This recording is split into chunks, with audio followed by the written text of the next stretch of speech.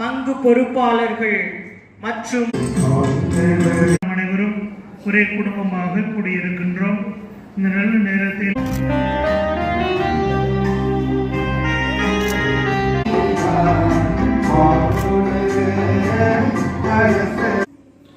அந்த அடித்தளத்தின் மேல் ஒருவர் பொன் வெள்ளி விலை உயர்ந்த கற்பிக்கப்பட்டது.